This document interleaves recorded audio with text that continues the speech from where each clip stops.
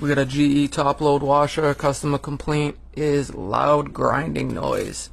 Needs a new shift actuator so it can shift into spin and agitate. So we're going to do that.